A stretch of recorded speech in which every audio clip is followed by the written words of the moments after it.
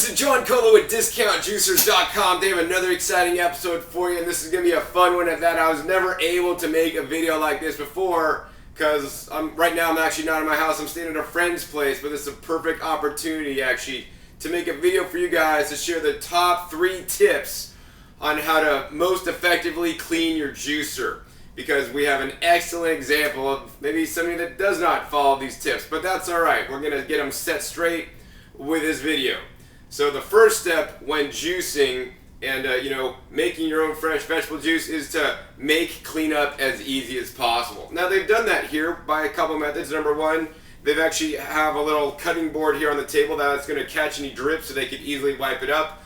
The next method that I want to show is actually when they do have a pulp catch container like this, instead of just having stuff go directly into the pulp catch container, which then you need to dump out, and it also is really dirty that you have to wash. What I like to do is take a standard produce bag. So whether you got a standard plastic bag from the grocery store or the produce bags, which I like better because sometimes these will get holes in the bottom, you're going to line your container, your catch container, with the produce bag.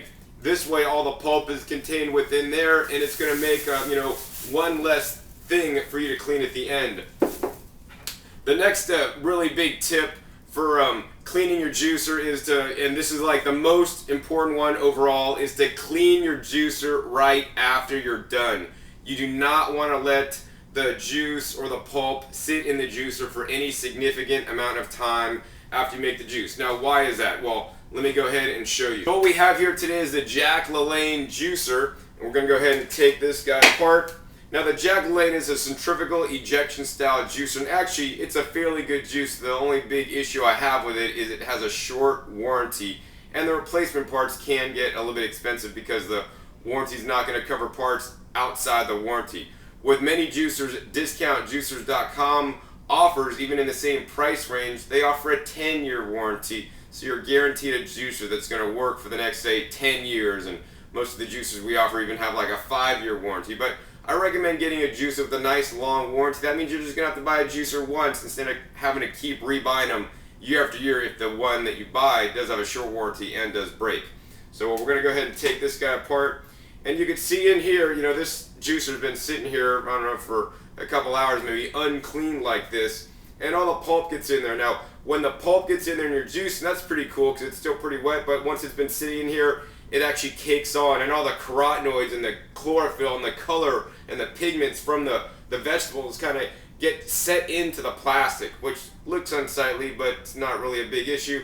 But I'm more concerned about, just if you let this sit out a while, there's could be bacteria that could be growing in this stuff, and then if you just juice later in it, you could be adding extra bacteria into your juice, which is not healthy. The next thing that's the really hardest part to clean on any juicer is right here is the screen, and they have this special tool that you need to remove your screen on the Jack LaLanne in your blade. That's why I don't like this juicer so much, because if you lose this tool, you pretty much can't get your juicer apart. So here's the cutting teeth, and if pulp gets stuck in the cutting teeth, it can be hard to dislodge. But aside from that, the biggest part of any juicer and the hardest part to clean is the juicing screen itself. This is where there's all these little micro holes, which is where the juice comes through and the pulp gets ejected out. Now, if your micro holes start getting clogged up on your juicer, on any juicer, it's going to reduce your yield significantly. And pulp that gets dried and stuck into the holes of the juicer is absolutely the hardest stuff to clean out. I mean, once it gets stuck in there, you pretty much just got to soak this for like 24 hours and then scrub really good to get it out. What I like to do is I like to hold the screen up to the light to make sure I can see through all or the majority of the holes in there, and if I didn't get them all, I'm going to go back and scrub them some more. And finally, on this juicer here, the main part that's been getting a lot of wear and tear here is this main bowl. There's a lot of discoloration on the inside. The discoloration may just be stains in the plastic, but I'm kind of concerned if it also might be some maybe bacteria growth or something like that.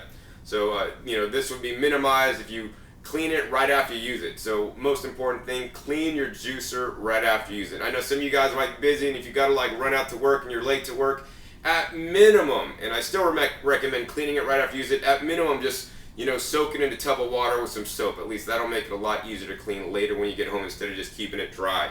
The next tip that I want to give you is get the proper cleaning tool. Many of you guys may have like a sponge and try to wipe your juicer down and whatnot, and while that does work good, the sponge is not an effective tool in my opinion to clean the juicing screen or the blade. I mean, literally, if you use a sponge on many of the juicing blades with the teeth, it'll tear your sponge up, man. It's hard, it's bad. So what they have is just a standard dish brush. You can get a fancy one like this with a little flower on the back, or I go to the dollar store and get a nice dollar store brush with the nylon bristles. And you want to get a nylon bristle brush that has nice, hard, firm bristles, not ones that, crush when you put your hand to it, ones that are nice and firm. With this brush, I like to go ahead and take the juicing screen under some running water. If you're into California, you want to conserve water, just get a little bit of water on your brush and start scrubbing, and then every once in a while, wash this off and don't leave the water running. But we're going to go in there and clean the screen off both sides, front and back, while scrubbing, and this is going to dislodge all the pulp. That's going to work much better than using any kind of sponge. The same dish brush you could use on all different parts of the juicer. I find that this just kind of gets in there better to clean off any juicing stains. I mean, this brush could be used for all different sizes. Now, when buying one of these brushes, I like to get ones that are more narrow at the top and smaller, than these nice fat round ones, because they could kind of get in some more nooks and crannies than some of these other ones. And maybe pick up a couple. I like to go to Asian stores because they have some really cool designs of brushes, including like pipe cleaner style brushes and smaller ones that are really effective at getting into some of the harder to reach places in these juicers. Let's see, the final cleaning tip that I want to share with you guys today is if you do get stuck on, stained on stuff that you just can't scrub out anymore, then what I recommend you guys do is get like a 5-gallon bucket, fill it up with some hot water and some Cascade automatic dishwasher detergent, and soak your parts like overnight. At the end of the night, then you're going to take these parts out and then scrub it really good, and you should pretty much get all the discoloration off. Another thing I have used in the past is OxyClean, and that has worked for me. In general, they do not recommend you dishwash your juicer parts. Some companies say it's alright, some say it's not alright. I personally say that if you're going to dishwash them, you want to make sure you put it on the top shelf with the heat off. The heat can denature and melt the plastic and significantly reduce the plastic parts in your juicer. So if you do dishwash, I'd probably dishwash my juicer once a week, usually hand wash it every time. At the end of the week, maybe just to get it sparkling clean, top shelf, heat off, and you'll keep your juicer pretty clean. And then maybe if needed, once a month or several times a year, soak this in hot water with the Cascade or the hot water and some OxyClean to bring it looking right back to new. So hopefully after knowing these tips, you'll now, number one, line your pulp catch container with a plastic bag. That'll save you one less part to clean.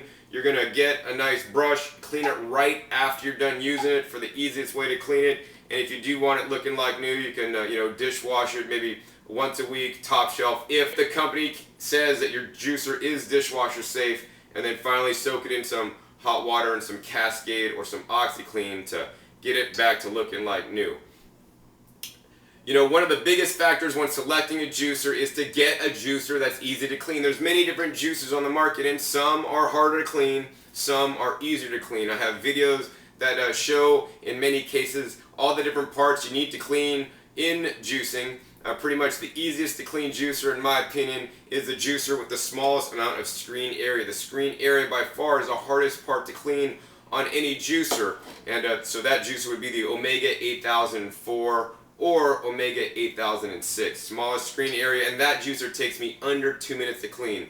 A juicer like this might take me maybe, 3-4 minutes to clean, but still, when you consider how much time it took you to clean to how much of the benefit you're going to get by drinking those fresh vegetable juices into your body and enhancing your life, I think the investment in the cleaning is far worth it, especially when you incorporate some of these tips so that you can reduce, minimize, and keep your juicer looking like new. I hope you guys enjoyed this episode learning my top 3 cleaning tips on how to clean your juicer. Once again, my name is John Kohler with DiscountJuicers.com. Be sure to visit DiscountJuicers.com/YouTube for special promotional offers for our YouTube visitors.